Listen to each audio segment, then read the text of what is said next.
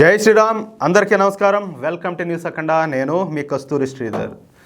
నాకు చైనా అంటే బగ మండుతుంది. ఎందుకంటే చైనా వచ్చి మన శత్రు దేశం.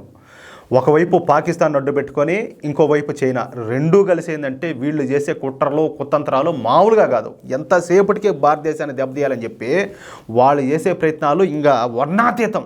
కాబట్టి చైనాను నేను కూడా ఏంటంటే ఎప్పుడైనా కూడా ప్రతిసారి చైనా మీద ఒక అడుగు మనం ముందుకు సాధించినప్పుడల్లా నేను ఎంత ఆనందపడతా ఉంటానంటే, ఎంత గర్వపడతా ఉంటానంటే అంత హ్యాపీగా ఉంటుంది నాకు. ఎందుకంటే వాళ్ళు మన శత్రువులు కదా. శత్రువులు ఏంటంటే తొక్కి దీని నార తీయాలా, అట్టుండాలా. ఇంకా నాతో పాటు ఇప్పుడు నేను న్యూస్ తెలుసుకునే కాబట్టి నా హ్యాపీగా ఉండదు. మీరు కూడా న్యూస్ తెలుసుకుంటేనే కదా మీరు హ్యాపీగా ఉండేది. కాబట్టి మీకు ఒక ఎక్స్ట్రా జబర్దస్త్ కత్తి లాంటి న్యూస్ వచ్చినా చైనా మీద ఎవరికైతే కోపం ఉంటుందో వాళ్ళందరూ కూడా నాకు తగ్గేదేలే అంటారు. అట్లా ఇంకా న్యూస్లోకి వచ్చేస్తా.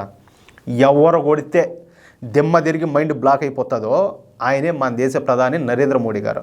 ఇదేంది ఆ స్వామి నువ్వు పోకిరిలో డైలాగ్ చెప్తున్నావు అనుకోకండి, అది సినిమా, ఇది రియల్ స్వామి. ఇది విషయంలోకి వచ్చే చైనాకు సంబంధించినంత వరకు ఇంధన దిగుమతులు 80% వరకు హిందూ మహాసముద్రం మీదుగానే జరుగుతాయి.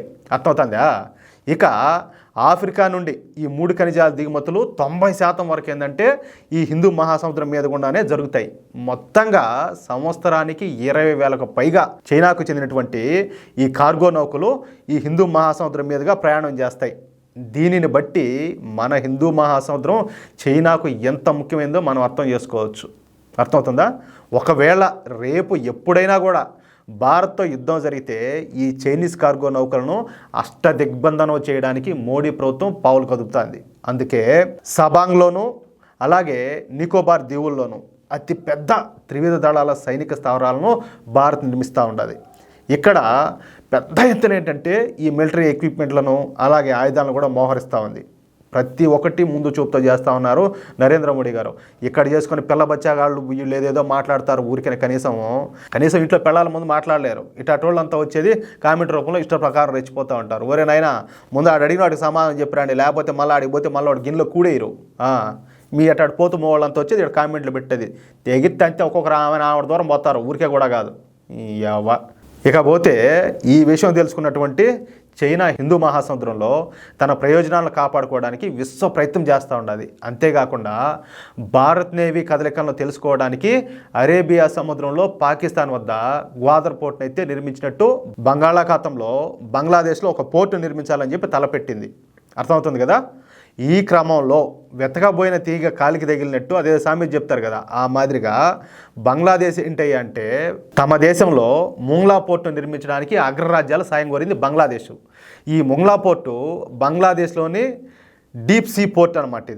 ఈ డీప్ సీ పోర్ట్ను కనుక నిర్మించి పాగా వేసినట్టయితే ఇక్కడి నుండి భారత్కు సంబంధించిన నేవీ కదలికలను స్పష్టంగా గమనించవచ్చు. పైగా ఏంటంటే భారత్పై చేయి సాధించవచ్చు. స్థూలంగా ఇది చైనా ఐడియా. అయితే చైనా ఆలోచనను పసిగట్టలేనంత అమాయకంగా అయితే ప్రస్తుత భారత ప్రభుత్వం ఎట్టి పరిస్థితుల్లో కూడా లేదు.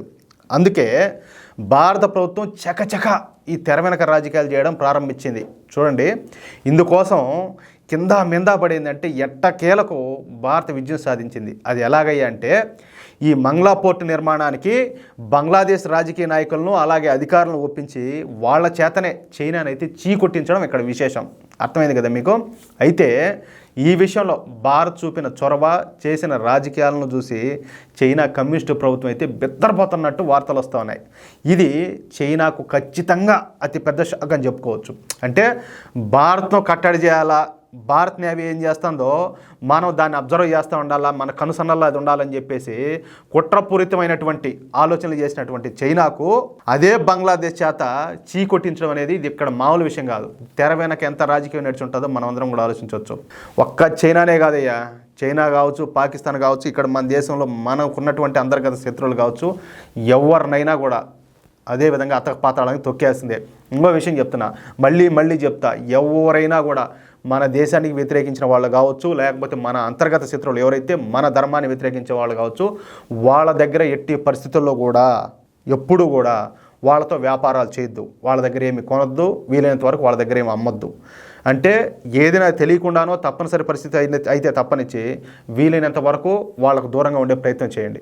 ఎందుకంటే వాళ్ళు మనతో సంపాదించి, ఇప్పుడు చైనానే ఉంది, చైనా ప్రోడక్ట్స్ మనం కొంటాం, మనతో వాళ్ళు వ్యాపారం చేస్తారు, మన దగ్గర వ్యాపారం చేసి డబ్బులు సంపాదిస్తారు. పైగా ఏంటంటే వాళ్ళు సంపాదించిన డబ్బుతోటి మళ్ళీ మనల్నే దెబ్బతీయాలా, మనల్నే నాశనం చేయాలా, మనల్నే అంతం చేయాలని చెప్పేసి వాళ్ళు విపరీతమైన దారుణాలు కూడా ఒడిగడతారు. కాబట్టి అది మనం తెలుసుకుంటే మనకు, మన భవిష్యత్తుకు, మన దేశానికి ఎంతో మంచిది.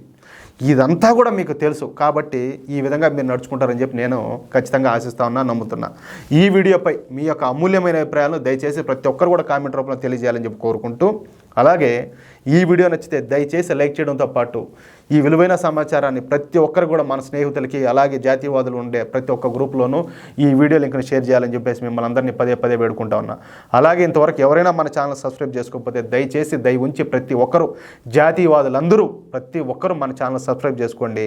అలాగే మేము ఇచ్చే ప్రతి న్యూస్ కూడా ఇంపార్టెంట్ న్యూసే కాబట్టి ప్రతి న్యూస్ మీరు పొందడానికి తప్పనిసరిగా ఈ బెల్ సింబల్ అయితే క్లిక్ చేసి ఆ నోటిఫికేషన్లు ఆన్లో ఉంచుకోవడం ద్వారా మేము ఎన్ని వీడియోలు పెట్టినా కూడా అన్ని వీడియోలు మీకు నోటిఫికేషన్ వస్తాయి. తద్వారా ఏంటంటే ఏ వీడియో కూడా, ఏ న్యూస్ కూడా మీరు మిస్ అవ్వకుండా చూడొచ్చు. జై శ్రీరామ్.